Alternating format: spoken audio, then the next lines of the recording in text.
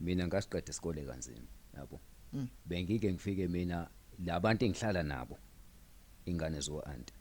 benginokuhlukumezeka yabona lonto uthothi indlela engihlukumezeka ngayo uthothi angithi mina bengumuntu obe concentrate esikoleni emsebenzini wesikole yabo uthola ukuthi mfowethu anqeni ngelinye ilanga uthothi ngiyafika kanjalo edladleni ama SSRs amawekho yabo adatshuliwe yayibona lonto mhlawumbe uthothene ukusofa phansi kwecoach le uthothene mhlambe ngilithole la ilokhuze iSSRs lami yabo idabukile kodwa ke simo sokuthi mina bengithi mangabe ngifunda into ekade ngisiza bengithi mangifunda ngikwazi ukuthi into ngifake lokhuze ngifake ekhanda yayibona lonto kuningi bra wami mina bengike ngilale engadlile kwenza bala umzala bakho kwenza ingane zo aunt yabo uthothi mfethu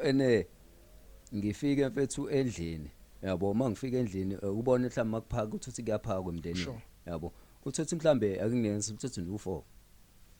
manje u4 kodwa uthi uyabheka kanjalo ukudla mhlambe amaplate awu3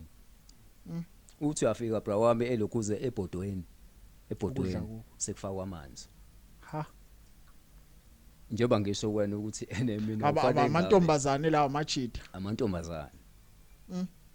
yabo so ngingayinaki yonke lonto leyo yabo ongakanani ukuthi leyo mpilo leyo uanti udadewabo kaBaba wazi bangithatha ngayo uhlala lapha khona kuyena ngithi wayekade ehlala yedwa yabo so umuntu futhi ngaleso sikhathi yena engaphilile yabo ubengaphilile ngangana ukuthi bekuthi nje mangabe ukuthi ebusuku kanjalo mhlawumbe mazithi 7 uthethu uyokhala mfethu ajuluka abe manzi yabo ngimnakekela mina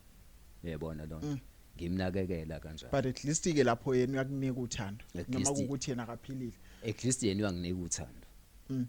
uyayibona lonto